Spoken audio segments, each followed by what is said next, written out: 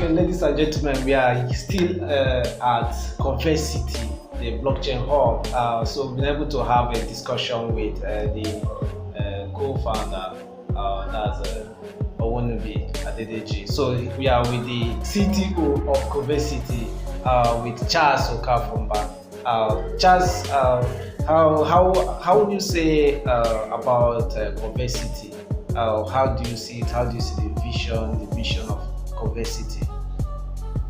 Okay, thank you, Lee. At Convexity, what we've been trying to bring into the blockchain space is developing projects that will be impactful to the society and the community, and also to see how to engage people that are interested in building applications to like blockchain developers, to encouraging them with projects that we know will also be impactful, and then guiding them on how to build their applications in their projects, so they don't lose, they don't come out with projects that will not scale at the end of the day. Okay, blockchain is a new technology, and there are few programmers, blockchain programmers in Africa, not in Nigeria alone. So what efforts are you doing with Convexity? I know you have a blockchain tech programming background. So what efforts are you making to raise more people with Convexity when it comes to blockchain programming? Okay, for now, we don't have an in-house program, right? Because we are currently overwhelmed based on projects we have. But for us at Convexity, what we've tried to do is to push out programs that does this teaching, right? Like bringing developers together when it comes to hackathon.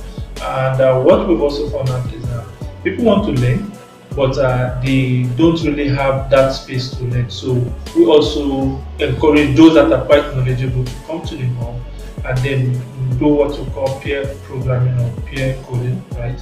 Where as they are coding or as they are working, the newbies are also learning, and then they're asking their questions.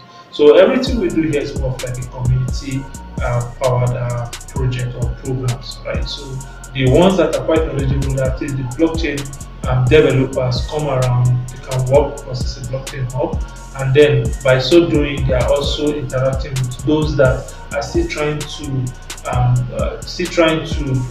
decide if they should go into blockchain smart contract development, or if they should still remain where they are.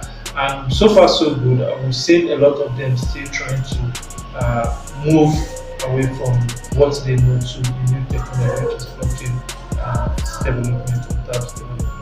Okay, later in future, do you think Convexity will go for in-house blockchain programming programs for programmers?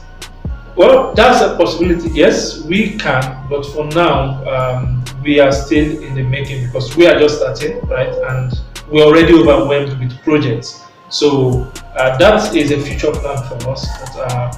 And as we keep on growing, we keep on exploring other avenues. And then one good thing that we've also been doing is partnering with other blockchains. When I say blockchains, I mean blockchain protocols, right?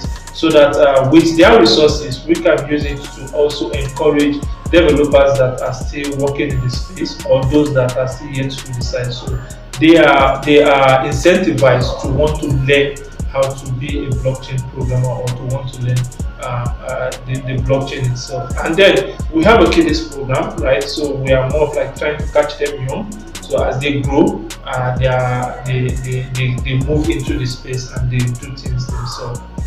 Okay, you made mention that you collaborate with other blockchains to go for hackathon when it comes to blockchain programmers. So what are some of the achievements that you made through those hackathons, having more of blockchain developers?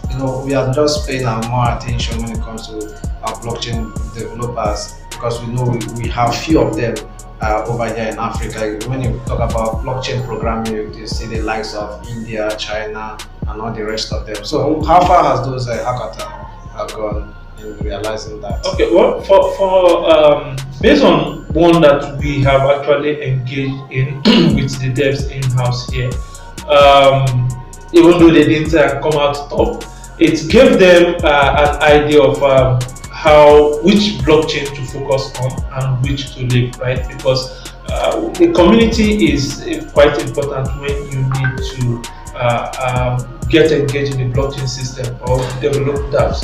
When you are stuck, you need a community to help you out and all that. So currently, Nigeria, we don't have much. Even the ones that are quite knowledgeable, they prefer to take outside jobs and all that. So for us here, we are still trying to bring in more developers, right? Those that are quite experienced and those that are still learning to still engage in our future or upcoming hackathons, which will make known to the community when the time comes. So in general, what do you think should be done to advance the blockchain ecosystem in Nigeria and Africa? Nigeria. Okay, let me start from the developers because I myself I got pulled in through incentivization, right? I was incentivized to come in, and I think one major aspect that has really pulled us is stopping developers from coming in is they don't really understand the space. They feel they are coming in, they will need to learn, and that learning is going to take them a long while, and they cannot leave what they are comfortable with right now to go for something that they don't do. So one way that we encourage them would be incentivizing them, like more of like learn and earn, right? So you are learning and then you are earning, you are getting something, so they know they are not just losing out in both sides while learning. That's number one.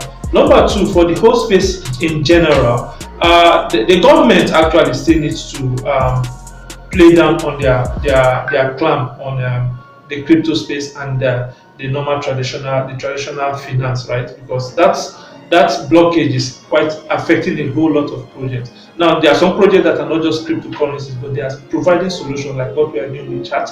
We are providing solution that has to do with blockchain, and we still need the financial industry or the traditional finance to come into play into that. So that will affect. So we need the government to also to lay down on their emphasis on stopping the blockchain space or stopping the cryptocurrencies from interacting with traditional finance. Then again, we are seeing an influx of scam tokens, right? Especially in the north, where we have lots of vulnerable people there. So education is still needed, and when I say education, I mean education that will go into the interiors, not focusing on just the urban areas now.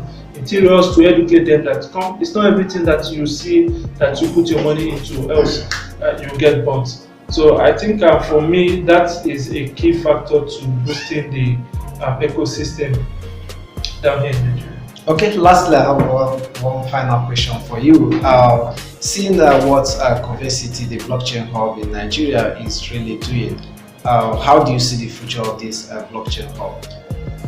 Well, I want to see us as having a whole lot of tentacles in the space, right? Tentacles in different projects that will be impactful in the nearest future. And that we've already started doing. We have lots of, we already have some startups that are working, creating blockchain solutions, and then we are pushing these startups to go higher, to go further. So I want to see us in the future to be, will be a household name when it comes to blockchain solution and consultancy. Will be at the lips of everybody, and then to encourage people that are creating solutions too in this space to keep on innovating. It's not just about crypto trading.